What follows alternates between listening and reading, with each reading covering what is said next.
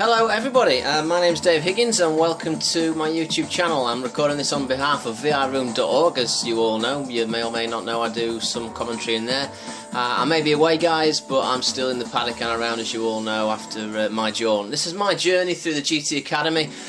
I just thought I'd go through each individual round, not in any great depth, but just to sort of document my journey and to give people an idea about the actual Academy itself.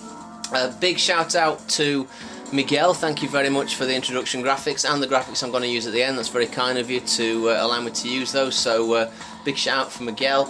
Also a big shout out to Martin Tijney-Hefferon, who's the GT Academy finalist the past 2 years, has been sort of giving me help, advice and a bit of mentoring since October 2013. And also congratulations to Spurgey, Scalebreaker and of course Advocas for qualifying for race camp, which is on the 15th of this month. So each individual round I'll just go through. So round one, as you can see, was the Nissan Leaf, an electric car, around Brands Hatch Indy Circuit. My particular ranking was 454th in the world. I don't know whether you can see that down the bottom, I don't think you can, but I had a time of 1 minute and 1 minute 3 seconds .368. So going back to round 2 now, which was in the Nissan 370Z at the GT Academy. That was a 1 minute 35.403 with a world ranking of 413th, and that was round the fictitious circuit of Apricot Hill, a very good circuit for a GT6, so I was very pleased to be there. It was a good little race, that one, good little circuit should I say. Then round 3 took place at Mount Panorama Motor Racing Circuit. You may know this as Bathurst. I'll be honest with you, I didn't enjoy it. It was an absolute... Oh, I don't want to swear. It was just not very good, shall I say. Didn't enjoy it at all. It was very hard, so I didn't put much effort into that. Got a world ranking of 751st with a time of 2 minutes 14.332. Then on to the round 4. Each round, of course, takes 2 weeks, or is open for 2 weeks. This is the qualification round to go through to the national finals at Sliverstone. I ended up ranked 17th, which was effectively 15th in the country because there was 2 non-eligibles, and so I missed out by 1 place, unfortunately, and it was 1/50th of a second the time difference to 14th place. I came in with a 2 minute 15.104. So congratulations to all the lads who went a bit faster. They were obviously made of better metal than myself. It was around Spa-Francorchamps, as you can see. So without further ado, let's go and have a look at those particular laps around these circuits and just a sort of short resume on them. So Brands Hatch Indy Circuit in the Nissan Leaf, an electric powered car, front wheel drive. Not very fast, you get about 90 miles per hour tops out of this thing, but it did teach you all about balancing the car through things like trail braking, lift off oversteer, and rotation of the pitch and roll of the car, really using the body roll and the body movement of the car, the weight transfer I believe it's called. So this is me blasting round, coming round to Druids for the first time. This was a skillful little time trial, this one, very skillful. I learnt a lot about lift-off oversteer, because this thing, when you're turning it in, as soon as you lift off the gas, the back would slide around because you transfer the weight with the engine braking, and there must be quite a lot of engine braking that you get from these these electric engines. There's no gears, of course, that's why it's very quiet. So it really is about being smooth, being precise, keeping your lines sort of absolutely bang on, and trying to keep the wheels straight as well, because the straighter the wheels, the less speed you will scrub off. So if I go now to the normal view, we can see going down, going round for a quick lap, see how we put it together. Now, very important here to keep well out to the left as you turn in and lift off with a little bit of brake. You'll get the back to rotate round, then you can plant the gas pedal. As you can see, no gears, just a standard drive automatic box. A lot of people around Druids favoured favoured a quick jam on the brakes and turn it in kind of method, but I didn't. I trail braked it very smoothly. I found there wasn't much time to be had there, to be honest with you. Trail braking worked for me. Here, again, it was very, very difficult not to run wide, but it was also very, very good to you had to keep a good exit speed to that corner so that you can keep a good run down into this section of the circuit as we approach clearways. Again, just using lift-off oversteer. You can see there, no brakes at all. Just lift-off oversteer and then balance the slide on throttle. Just being nice to just get signed out of the PlayStation Network there, never mind. So, onwards we go, keeping tight to the inside of the circuit now, because that was the fastest line. So that was Brands Hatch round 1.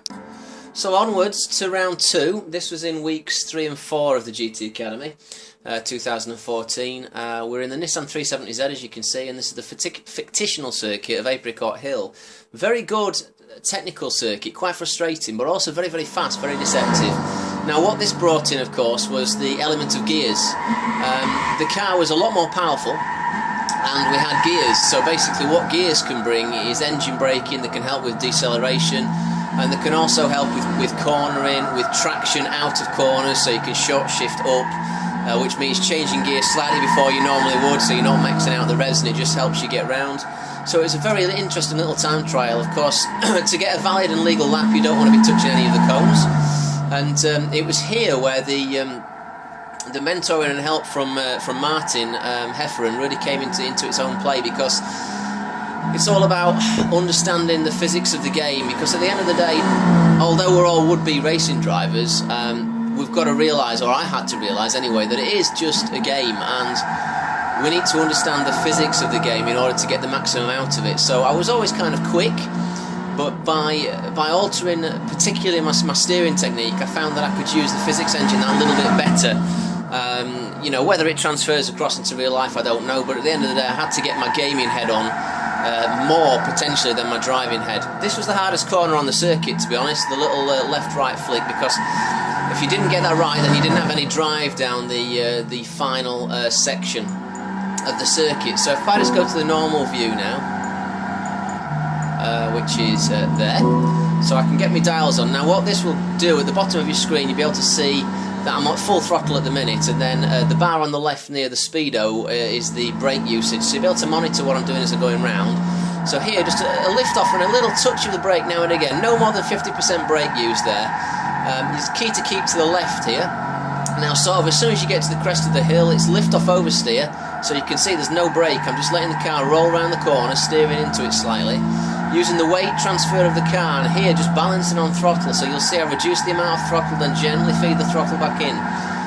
Powering down to the long left-hander. Now, early turning here I found with a lift-off oversteer, down to third gear, and then as soon as you see that set of cones there, then you can plant the gas.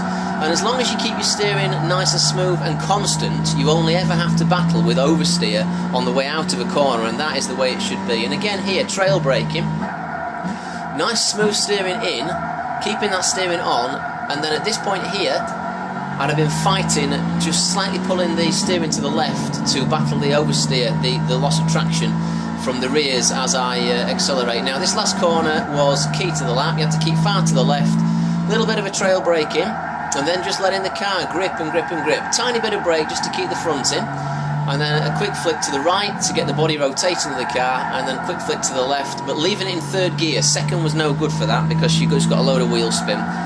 Slight lift maybe if you go around here, but the apex was a lot later than the actual cones that they planted on the track. So that was Apricot Hill anyway, ladies and gentlemen. So we're on now to Bathurst and round 3.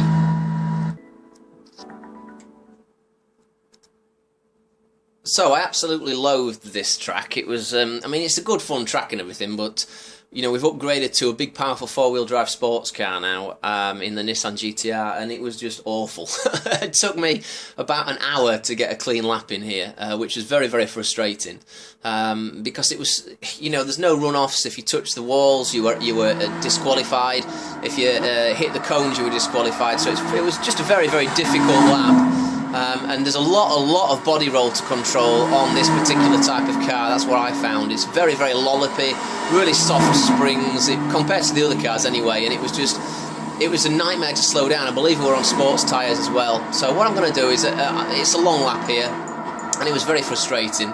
This was my worst actual qualifying of the entire academy. But I'm going to go straight on board, I think, to normal view, just to show you what it was like from a driver's point of view as well.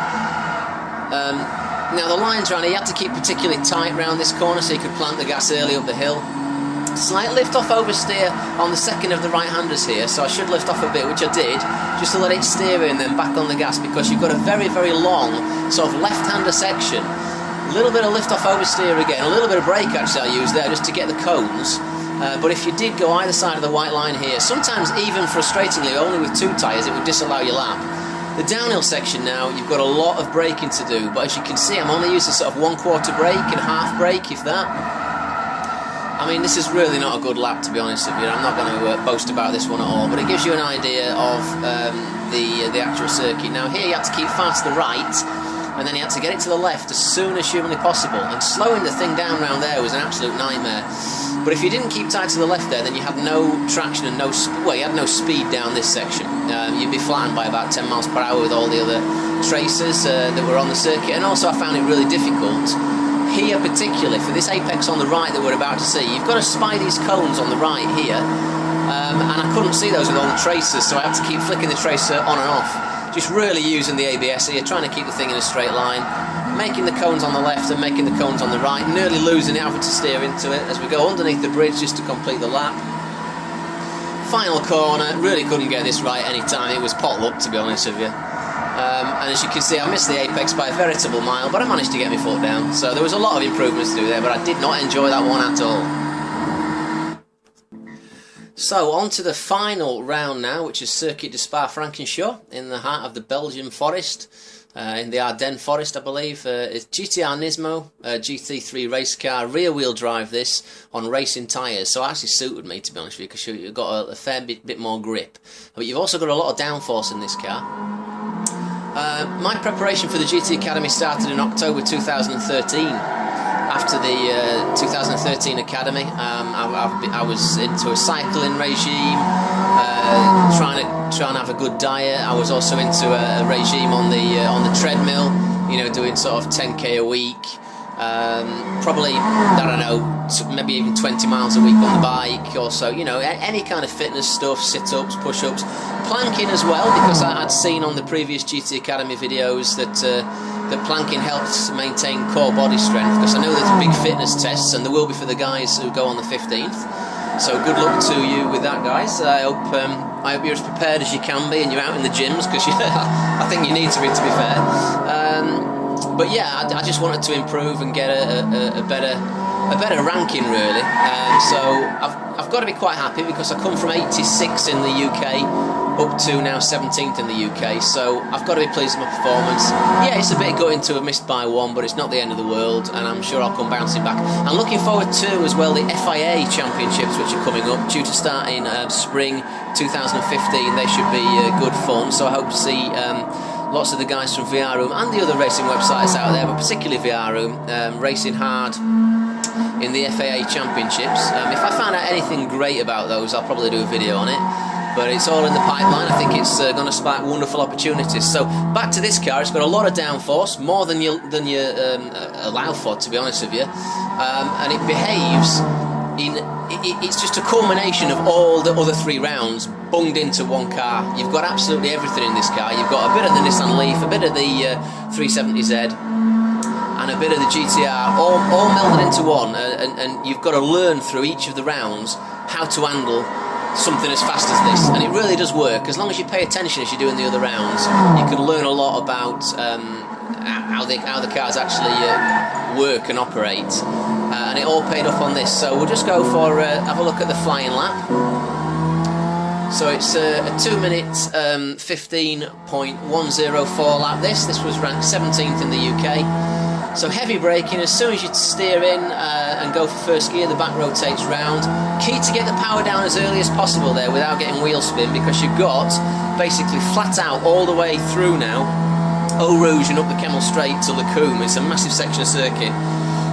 No lift in here at all, just a down change to keep the engine revs high and keep the power going.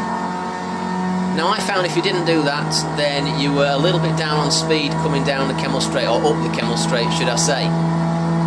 Now approaching Lacoum, we needed to be, or I did need to be, sort of trail braking in very quickly down the gears to get the back to rotate, so we go to the cones on the right, then to the left. Now look at my throttle usage, it's sort of half throttle as we go round, so I'm just balancing that little bit of speed, just that extra 1 or 2 miles per hour as I'm steering, just to get the car to dance around the corners. Now nice and tight round there, using lift off oversteer. Now here, boom, flick it to the left, aim for the cones, and then back on the power. Now that took me a long time to work out how to really attack that corner, because I was always losing down onto Pouhon. Pouhon's dead easy, little lift off, turn in, and then you can get back on the gas as early as possible, as long as you're really far to the left when you enter the corner. Lots of people killed far too much speed round Pouhon. Now these corners, much of a muchness, very similar to Lacoum, to be honest with you, balancing on throttle, early short shift there to fourth to maintain traction. And then here I tried several different things around this corner. I tried going down to second to get the car pointed in, but I eventually just settled on third gear and using trail braking, which worked. And the guys at the top were doing a mixture, because I looked at several people's laps on that particular one.